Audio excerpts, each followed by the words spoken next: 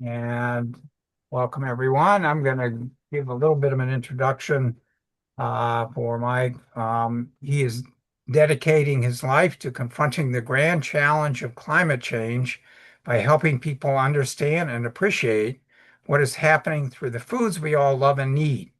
He has published climate change articles in the popular press, The Hill, Fortune, Medium, and USA Today, and is lead author of the book, I'll hold it up, Our Changing Menu, which, ooh, I didn't realize that was backwards when you show it on this thing. I forgot about that little trick. Anyway, um, Mike's life experiences include growing up on a one-cow dairy farm and serving in the Marines during the Vietnam War. He has held multiple leadership roles in Cornell's College of Agriculture and Life Sciences. He received his BS degree from the University of Wisconsin, his Master's of Science from the University of Arizona, and PhD from the University of California, Davis.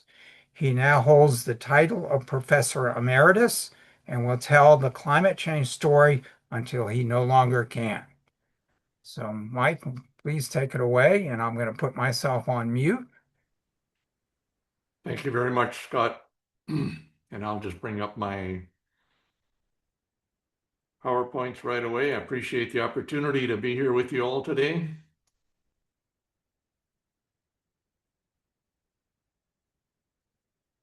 That looks okay, Scott? I know you're on mute. It's all right. Looks Well, good. thank you. And again, the message here is right in the title. And I think those are strawberries from Florida, by the way. But the whipped cream, that's from cows from Wisconsin, from where I hail. It's oftentimes a surprise that a lot of times when we talk or think about climate change, we don't consider food. But as you will see in this presentation, everything is changing that we eat, giving us incredible, almost unlimited stories to tell that are extremely relevant to everyone else because we all eat. And a little more background about myself. There I am. That's not the cow I grew up with in Wisconsin on the upper left. I actually am on holiday in Costa Rica and surprised the tour guide because I milked that cow in about 2.5 minutes. It's like riding a bike. You never forget about it. You never forget how to do it.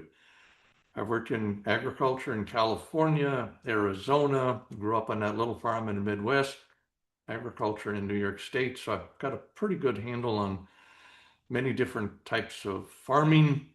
It's already been mentioned. I held a lot of leadership roles at Cornell, and whenever you're in that kind of position, I think one ought to be, whether you're a CEO or associate dean, whatever, looking at the big pictures of the world around us, and climate change is right at the top. Climate change is personal. My two daughters and son-in-law, we just arrived here about 10 minutes ago for Thanksgiving. I like to drink occasionally, a glass of wine, love mashed potatoes. We all love to eat. One footnote, that little heart up above there, 2 years ago, I went into cardiac arrest 3 different times over a spell of about an hour and a half. Don't do that at home. Came out of that, think, oh, what am I going to do with the rest of my life? Am I going to change anything? And I basically said, no, I'm going to continue doing this very thing. And I did spend 4 years in the Marine Corps.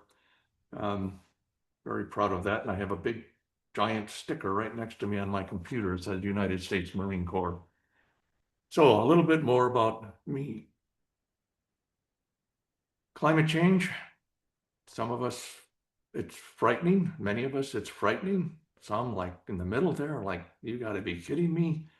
On the right, well, believe it or not, there's some opportunities. There's some positive things that are happening that we can take advantage of. But the image I like most is this one. We need to confront climate change, defy, face up to, get in the face of. And that, to me, that image carries that message very well. You all know what's going on, but a very brief overview of climate change. And as I tell this story, I will try to purposely indicate. Now, this is when I tell this kind of story, it really works with audiences, with students, to just drop hints. And one of the things that most people are surprised at is that orange band or that blanket is where we live on the surface of the earth, and it's only 7 or 8 miles high. That's it. That's where 80% of the action occurs. That's where clouds form. That's where the weather occurs. And because we're adding more greenhouse gases to that very thin layer, it's warming. The globe is warming, or global warming. That in turn causes the climate where we live to change. And weather and climate change is basically the average weather in a location for, say, about up to 3 decades. But these terms are oftentimes confused. Someone will say, well, it was a very cold winter. Well, true, but climate change is long term. It's 30 years or more. And of course, it's not natural. The main greenhouse gas, carbon dioxide, is way up. It's 50% higher than it should be. Here a couple days ago, we had 427 parts per million in the atmosphere. A year ago, 424. It's about right, gaining about 3 parts per million every year. And it should be at 280. It's going to take hundreds, if not thousands of years to sort of recalibrate the system. It's even if we stopped messing with the atmosphere tomorrow, it's not going to change. It's with us for a while. So the goal is to stabilize it. Make sure it doesn't get any worse.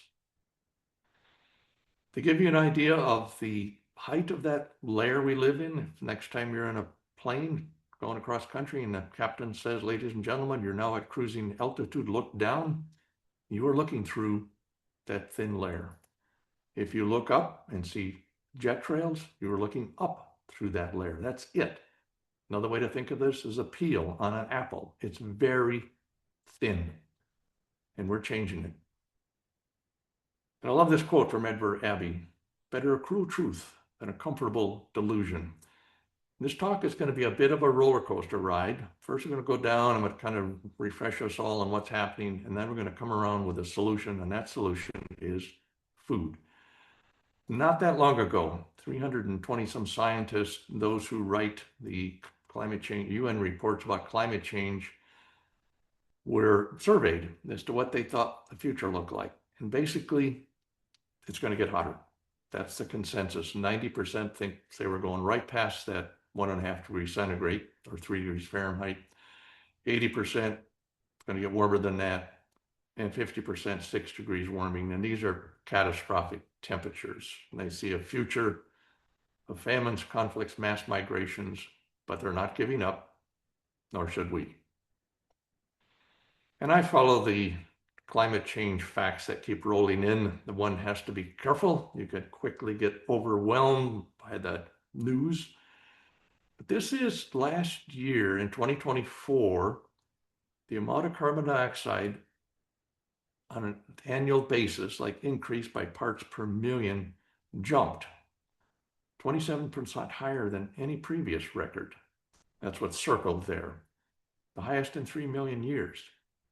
And they're not positive, but what they think is happening is these natural sinks, like the Amazon shown here, that absorb that carbon dioxide, been in a drought for a number of years and are continuing in a drought this year.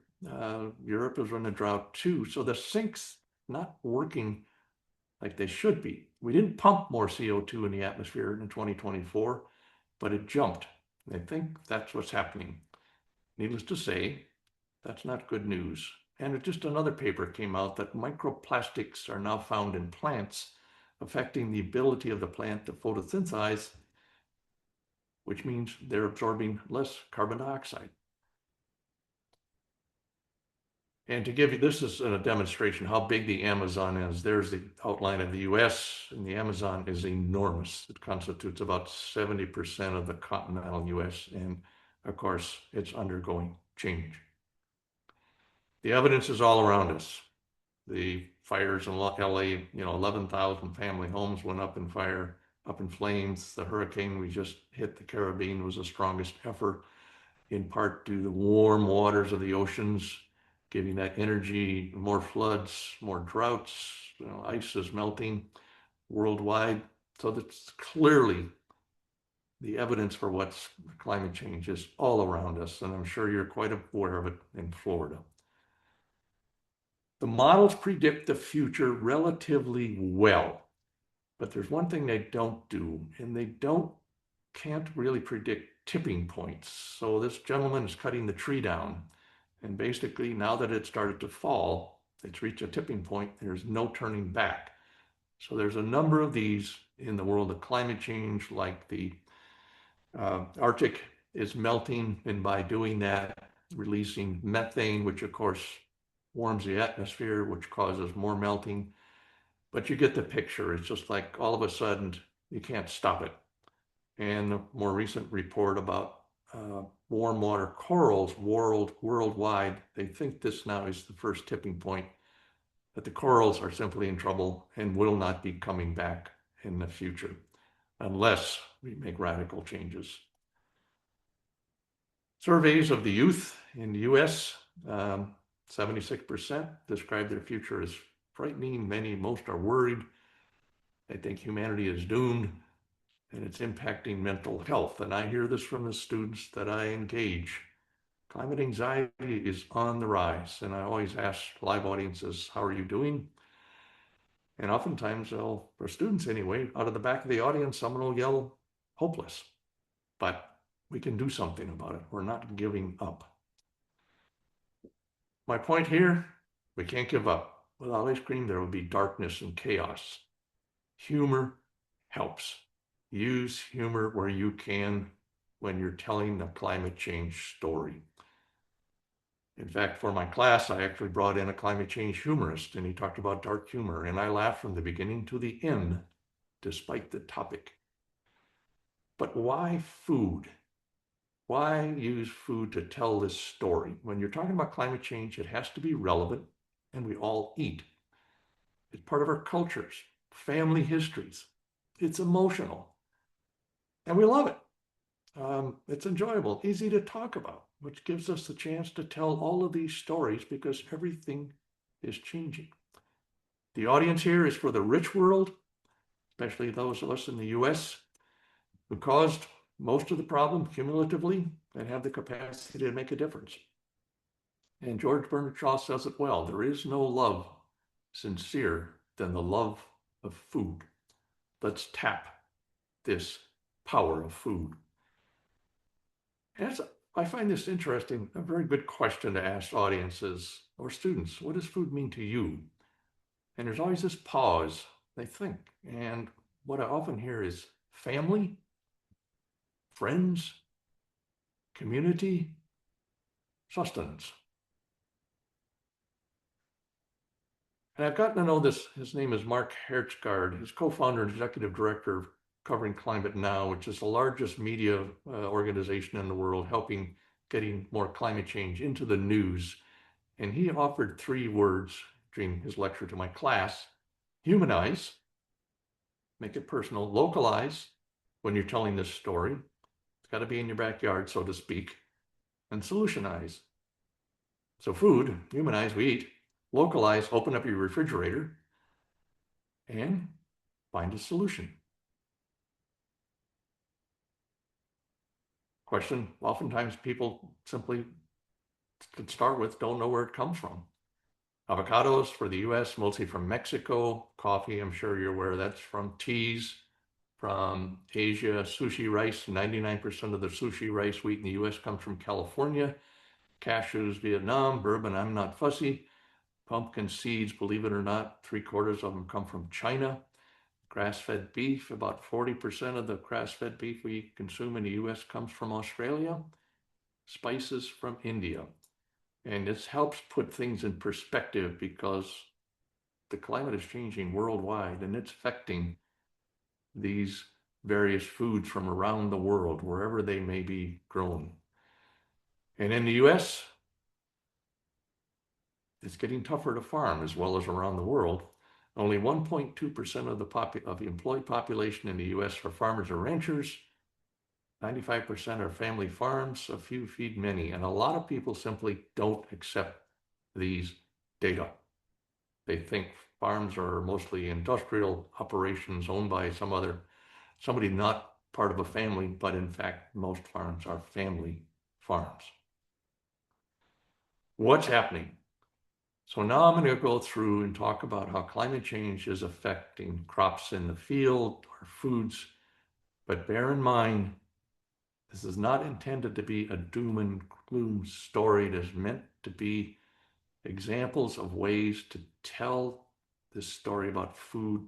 It's so relevant to wake people up and get them to act. But basically, these plants that we depend on, everything's changing. The air, water, temperature, soil, except sunlight. Increases in CO2 in the atmosphere. Our CO2 is considered having a fertilizer effect. Plants need it. You provide more, they grow faster, yields increase. But the consensus is that's nice, but the extreme weather is going to offset, in most cases, the gains.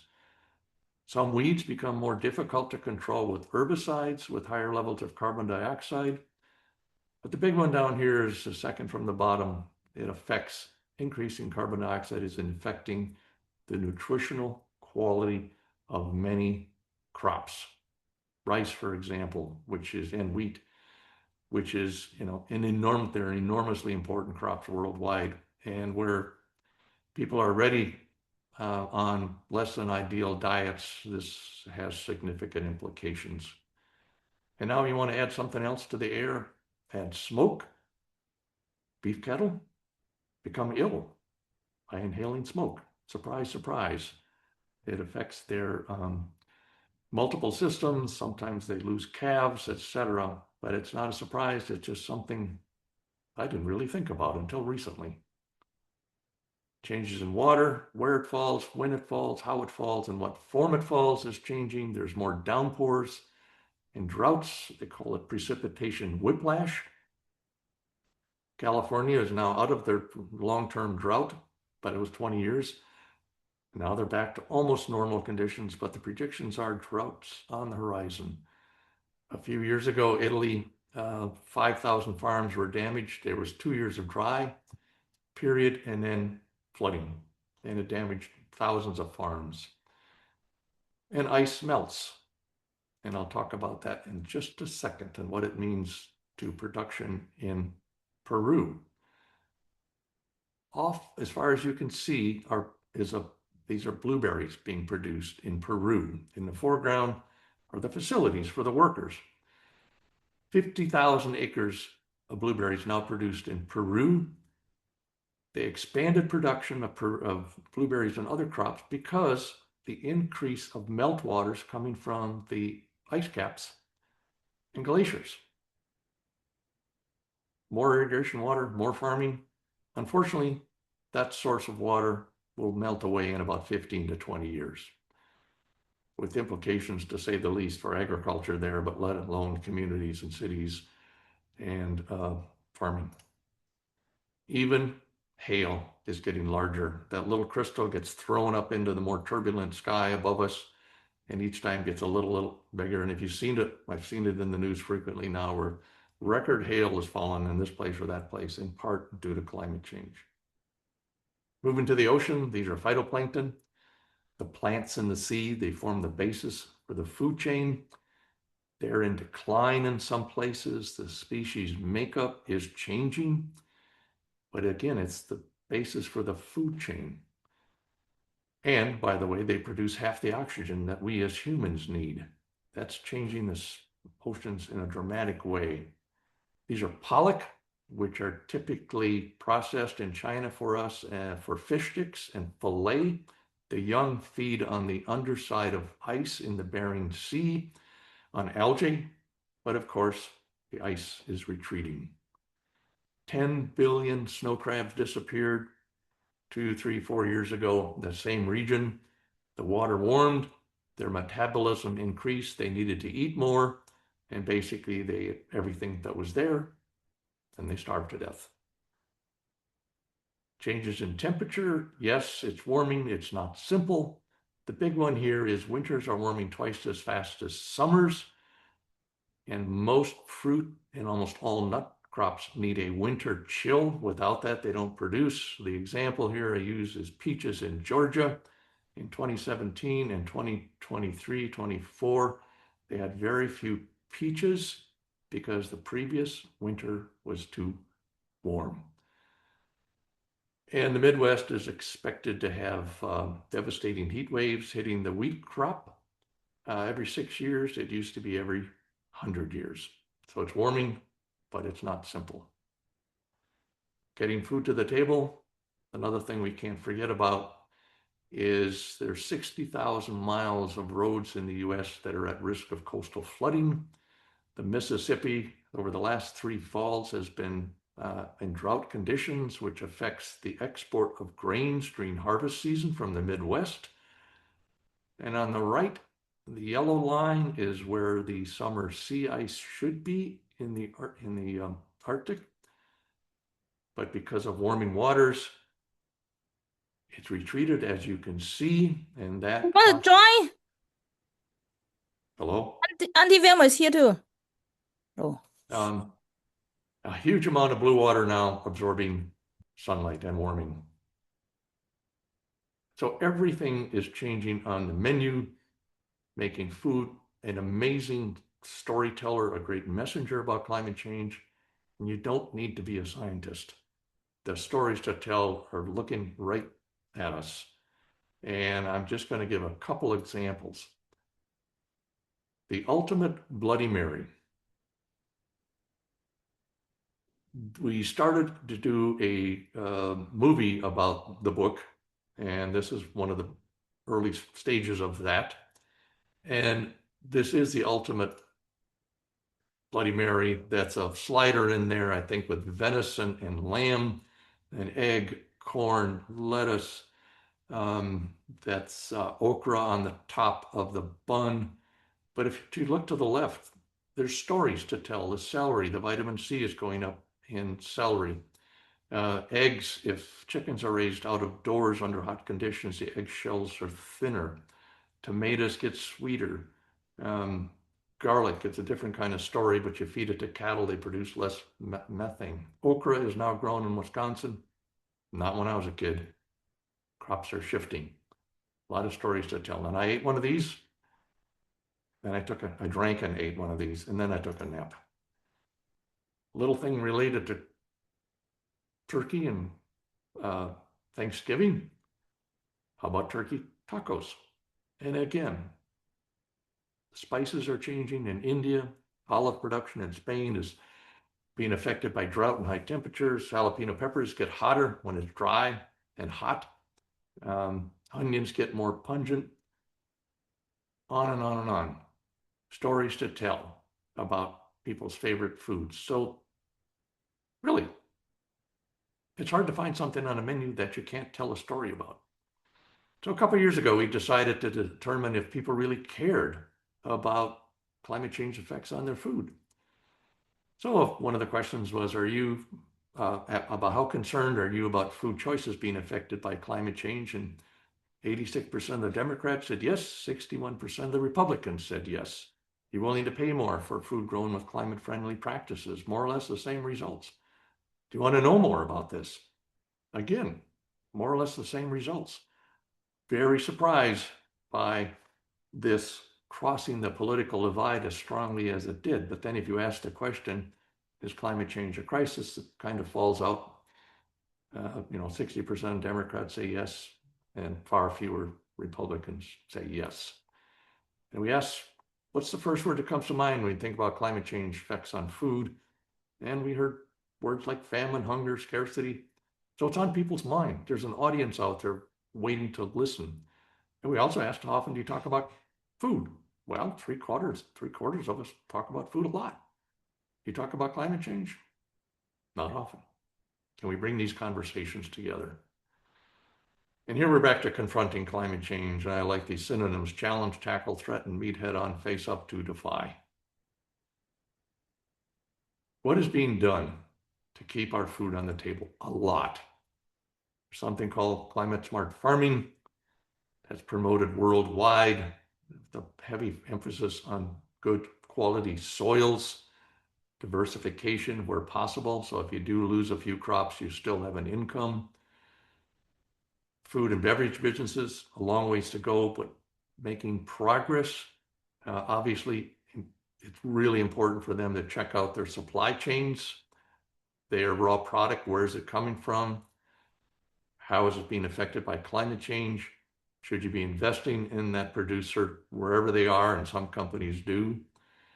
And here's a really interesting idea. That beer, Toast, is produced in the UK and it's made from what would have been wasted bread.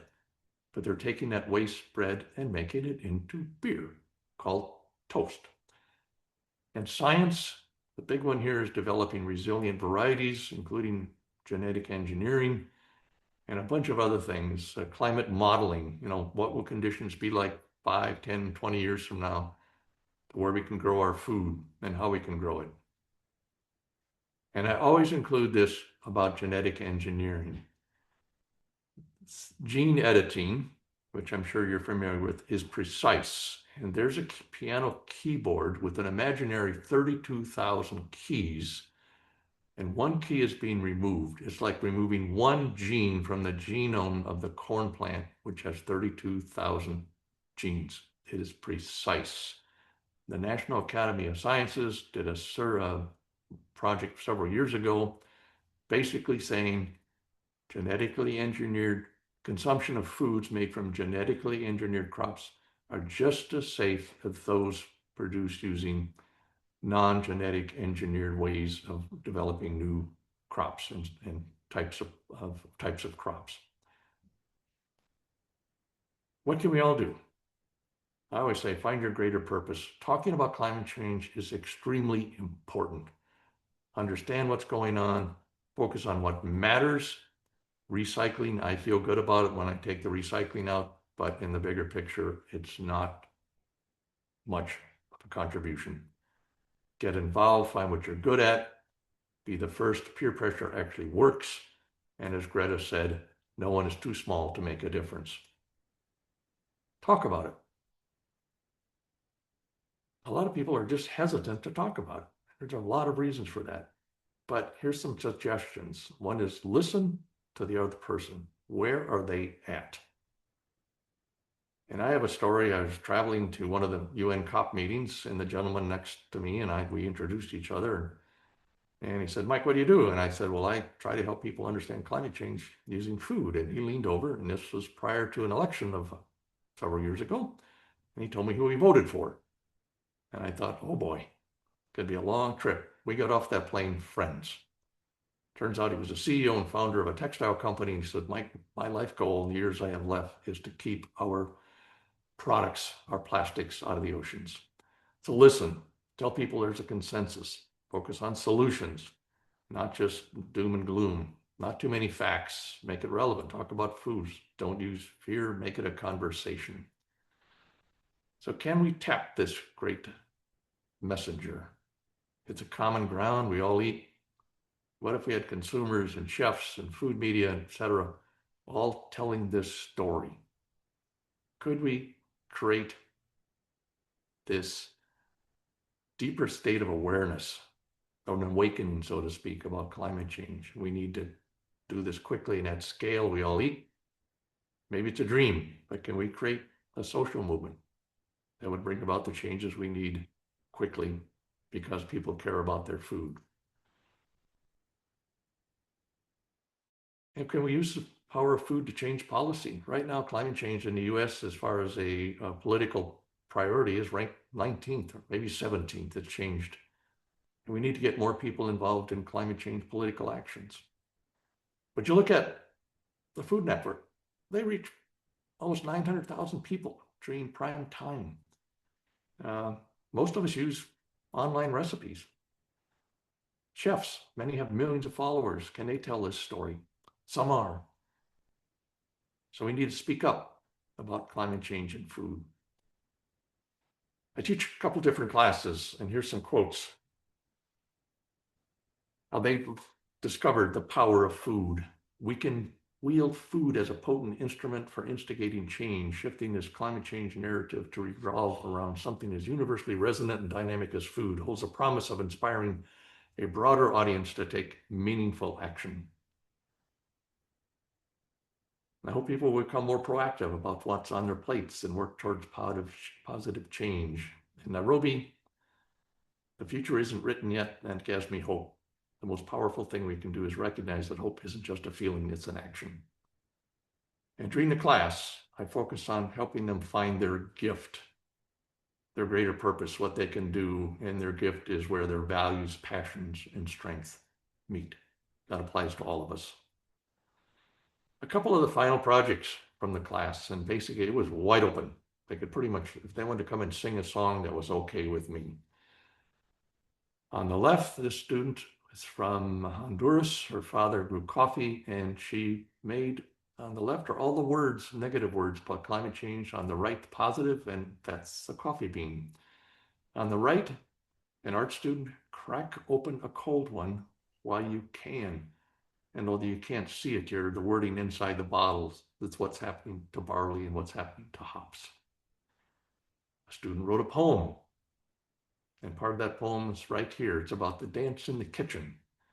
From potatoes to rice, grain so grand, the future trembles in an uncertain land. Yet amidst the challenges, hope still prevails in the hearts of those who refuse to fail. So let food inspire, let flavor ignite, a passion for change, a relentless fight. For in the kitchen's dance, where dreams take flight, lies the power to heal, to protect, to unite. And at the beginning of the courses, I would ask the students, in one word, how do you feel about your future given climate change? And at the end of the course, ask that same question. So from left to right, it's the same student at the beginning of the course and at the end of the course. So first one was cynical, ambivalent. They went to hopeful. Next one, uncertain, maybe hopeful. Frustrated, irritated. They didn't really change a lot. The next one, uncertainty to frightened. That student didn't know about climate change. Small to bigger, hot, motivated, daunting, actionable, devastated, mitigable. They could do something. Stuck, motivated, etc. So it really changed their whole view of the future. Once they realized they could use food to talk to grandma about climate change, or Uncle Bob, or their dad, whatever, or their neighbors. So I'm going to give everybody an assignment. Thanksgiving's coming up in a couple of days, but you can do this any day. Use food. Try it. Let's talk about climate change using food. And I suggest do this with a friend initially and see how it goes. And then, I mean, this is actually, you now have an opportunity to do something about climate change by tapping the power of food. Then, might be risky, but bring it up at Thanksgiving dinner. See what happens. That's up to you. It depends on the makeup of people around that table. But what is often not realized is 70% of us in the US want to address climate change, but when we are asked, well, what percentage of the rest of the population do you think cares? We usually say 40%. But basically, most of us want to do something, but we think the others don't. But here's your chance. There's an audience there. And a really simple thing to do is grab your smartphone and do a search. Say climate change effects on vanilla, whatever it might be. And I'm going to say close to 3/4 of the time you are going to get a story to share. So there's apples in front of people at that meal, obviously a turkey, sweet potatoes, just see what happens. Not going to work every time, but it often does. I do this in the classroom session as well. And usually it works quite well. And a lot of times, for reasons I can't explain, there's a lot of laughter. And we got to start telling this story. We got to really get in the fight of climate change. The greatest motivator for action on climate change is love for the next generation, period. by far. That is the greatest motivator. And as I overhear my children upstairs, I'm going to stay in this fight. The book, already mentioned, there's also a website, Our Changing Menu. You can go there to learn more. And with that, I thank you very much. May the power of food be with you. Wonderful. Thank you, Mike, so much. We'll have some, why don't we see if we got some folks with some questions and responses to your suggestion. Charlie, you got your hand up? That's a good way to do it. If you can either put your hand up so we can see it or put it up virtually. Go ahead. Thanks for that presentation, Mike. That was fun. I appreciate it. Thanks for mentioning Cornell. My wife's a Cornell graduate, about same vintage as us, and it's the first class in computer science at Cornell. Wow. So I've been doing some climate change work on my own here and with others. One of the guys I'm working with is Abraham Ort, who wrote the textbook Climate Change. And yeah, that's used at Yale. I know it's not Cornell, but you know, It's okay. It's they're okay. There are an other okay school. reasonably good universities around. Right, right. But he and a couple other people and I have been working on papers. We've gotten several published, and basically they're talking about animal agriculture and its relative effect on climate change. I'll put a link in the chat here that go to a list of some of those papers. The thing that I find just delightful about food is that we can use food to really have an effect on the climate change itself. It's not just the climate change is affecting food, is that our food choices can really have a huge effect on climate change. And one of the things we're finding is that the United Nations IPCC is using pretty obsolete techniques to measure some of these things, like land usage, like methane, like the various gases that are released, the cooling gases. And what we find is that, yes, we all need to be changing our use of fossil fuels. Absolutely, you know, and I first met Scott through, you know, the solar world, and yeah, I sure use solar. But boy, I think you're pulling the punch here, Mike. I think you could be advocating for people to really change their food choices to go lower on the food chain and do something about climate change instead of just more passively talking about it. What do you think? No, you're absolutely right. It's it's funny, I was working on these slides just, like an hour ago, and I always have one in there, but let's just go directly to the consumption of red meat. When that chapter was out for a technical review, I had written, "Stop eating red meat." Blunt.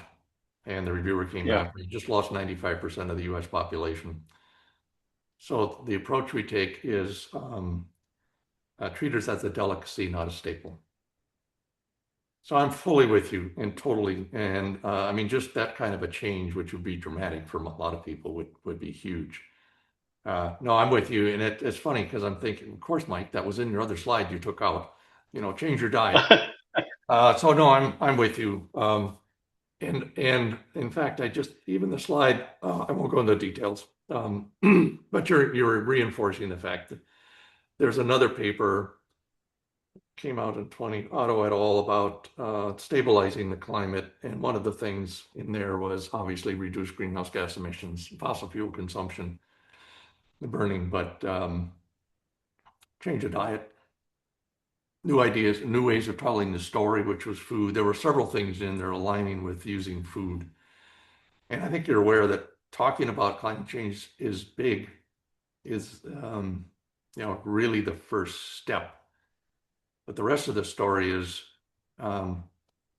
using that way to help people understand climate change. And if you love that hamburger, eat fewer of them. What I'm trying to say is I agree totally with you. And I mean, there's a whole, yeah, but that's a big one. If I can ask about the cooling gases, just help me out there a second.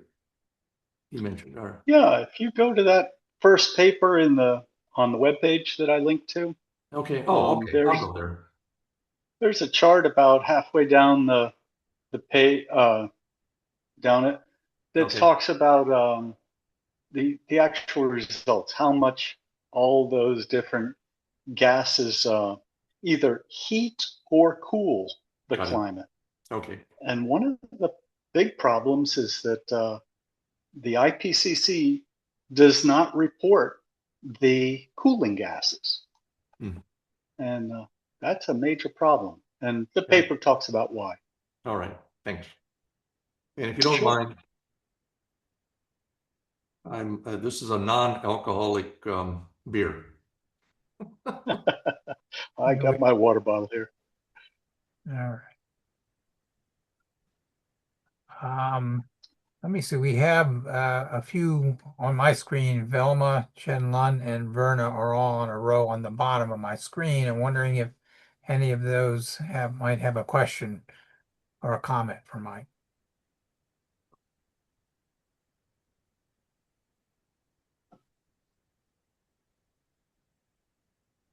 I'm wondering if any of them are. Oh, okay. Chen Lun, did I pronounce your name correct? Yeah, sure. So staying on the topic of food choices, um, when a lot of our expectations on what type of food we get to eat when we get to eat it is problematic due to large carbon footprint given international trade and sources of food. Oh, like we talk about the beer.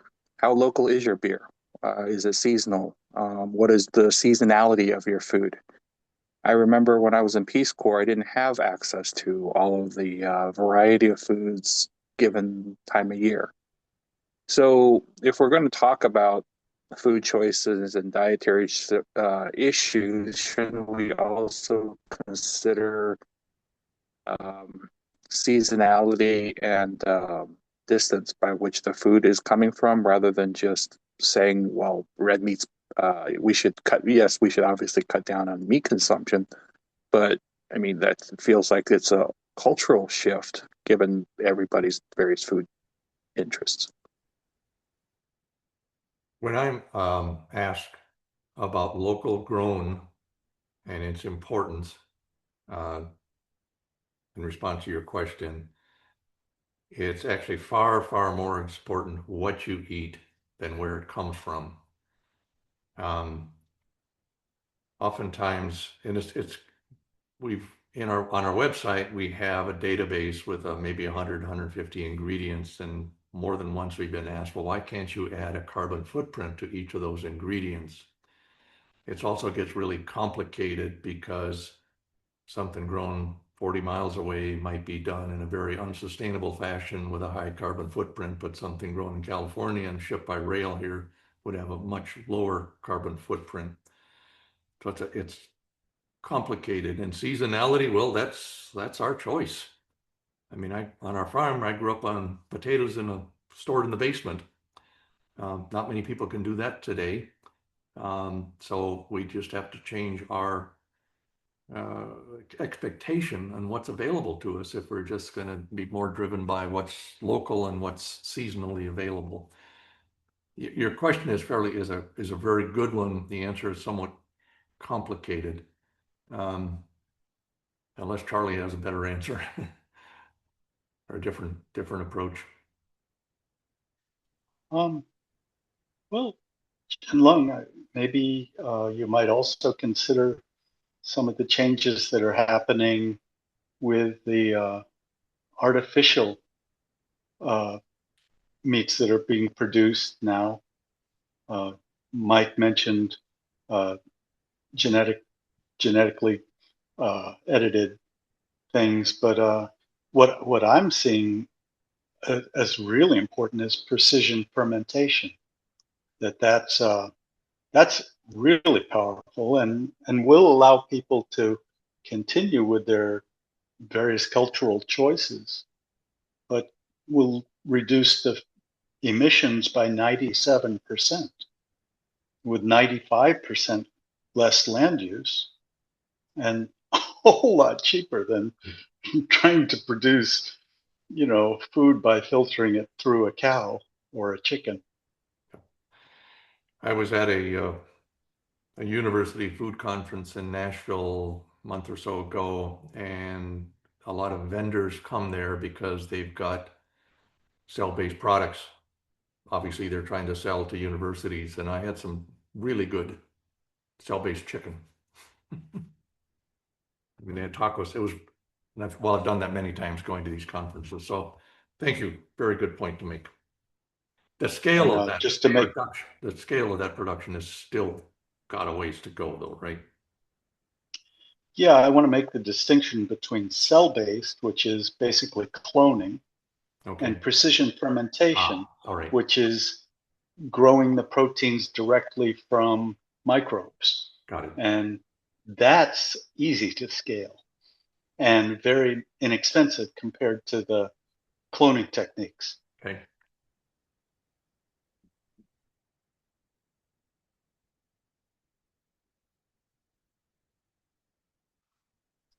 You're muted if you're talking, Scott. Anyway, no, I like the idea of saying of fermentation a lot, especially, with the Mike was holding up that glass. And I know he's got a chapter in the beginning of the book about beer and wine and fermented products that way. Maybe not exactly the same thing of fermented proteins, Charlie, that you're talking about, but it's still fun stuff. Velma, did you have a comment or a question? I know I saw you we had a comment in the chat room.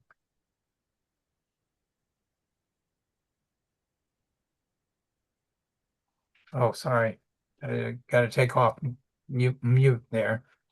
You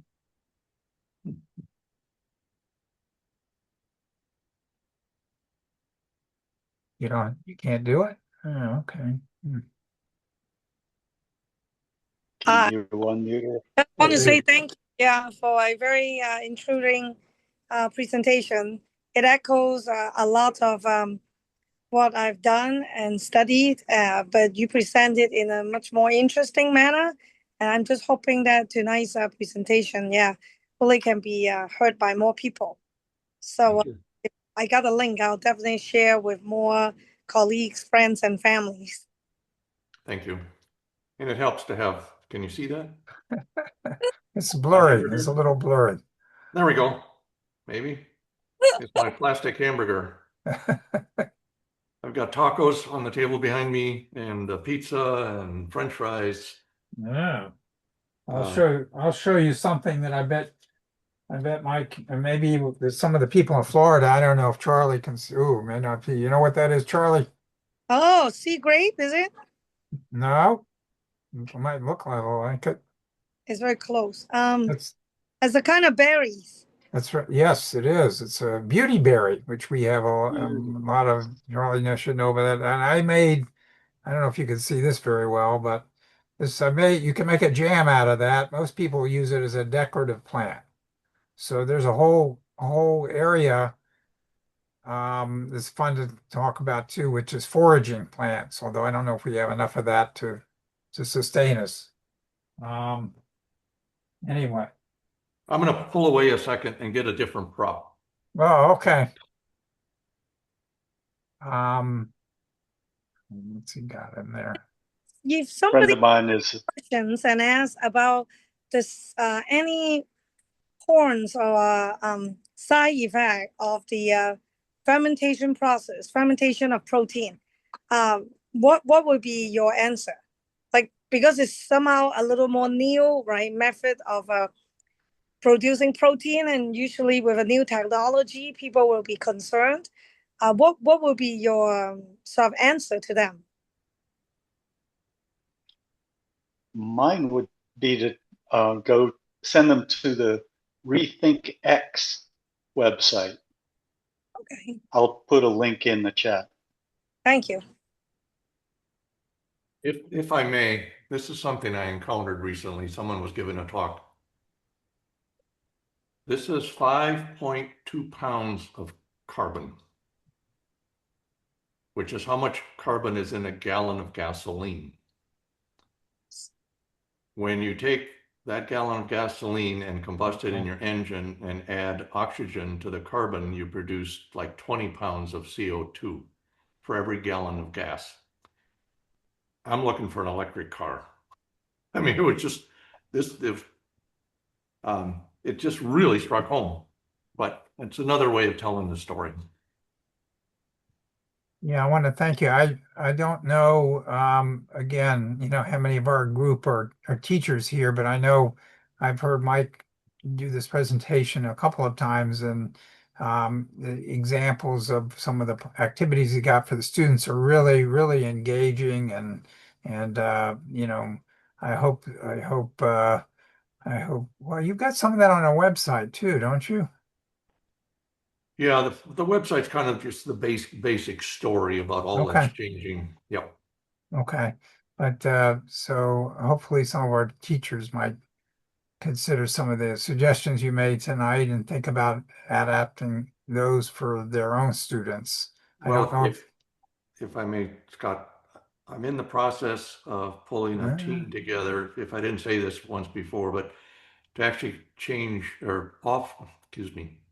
use a dining hall on the Cornell campus as a climate change education venue wow, to help okay. students through the lens of food know what to do about climate change but also understand it better. And you can only reach so many students in a class, but this particular dining hall feeds 8,000 meals a day. Wow. Okay. That's fantastic. So how do we find out more about that? Is that something you'll eventually be posting or Yes, we have a foundation that's actually interested in supporting it. I mean, the pieces are coming together. You will hear about it. okay, wonderful. We're kind of running out of our hour here, and I really want to thank you, Mike, for this wonderful presentation. And again, hopefully more people will be able to tune into this once we post the video. I do want to mention a couple of things. One is I know you were kind enough to offer to give away a couple of books here. And so we had our first two people that I think you suggested maybe two people that asked questions or comments. So Charlie Sure. would be number one and Chen Lun would be number two. Um, how do you want them? Do you want them to email you or get in Yeah, touch with you about sending them a copy? that's all I need is an address. All right. So And Thank Charlie you and for that. Chen yeah, why don't you get in touch with that Mike about that and have a chance to read. Again, I think the rest of you, I hope you'll get a chance to look at this book. And I love the way it's organized and it's got some really nice illustrations in it too that help with some of the storytelling here. So I hope you will enjoy that, both of you. I just do want to mention one or two things before we close, and that is I'm wearing this t-shirt again. Charlie, you can read that the right way. I don't know. I guess I'm never thinking about that. It appears to me backwards. But anyway, we're having a climate change conference. The annual Climate Compact Summit for Southeast Florida is happening in a few weeks up in Palm Beach County this year and Broward the following year. And I've always, as an educator, thought that they shortchanged the education on that. So several of us are talked to the organizers of this summit and said we need to do more with education. They said that's great. We don't have time this year But if you want to do something, you're welcome to do it. So we're actually organizing something the first night of the conference up in Palm Beach County. So stay tuned for a party and a panel we're going to have. And I don't know, again, I don't know if with this group, Charlie, that would be a long way for you to come from Orlando for that. But we're gonna get the word out, and hopefully some of our Southeast Florida people will be able to attend. I don't know if Velma, Chenlun, and Verna are in Southeast Florida, but I would definitely want to invite you to that event. And that'll be the 16th. Let's see if I can share out a little screen, if I can find that. And share, here's a little look at that stuff, and I'll be sending this around to our group here along with a link to the recording of this session. So that'll be a kind of a celebration. First time we get to try to get together in person with some of our members. And we'll be getting this out hopefully in a few days along with a link to the recording. Once again, Mike, I really appreciate you being able to present with us and this very interesting and timely topic of food. So much appreciated, and wish all of you a good evening and a great holiday. So thanks again. Thank you very much. Yes, we are in Thank you Palm Beach all. County, and we'll be happy to share your conference and educator session with our friends. We regularly visit the Mendel Public Library, so I'll mark it on my calendar. Okay, Try to make it. fantastic. All Yes. right. All Okay. right. If Hope to see you're you interested, you in person can. soon. Right. We'll send that around, but if that'll be coming out to you by email, and hopefully you can come to that library and check us out. So Sure, we'll try. We'll try. Thank you. thank Thank you. you. Good night. Bye-bye. Thank you. Oh.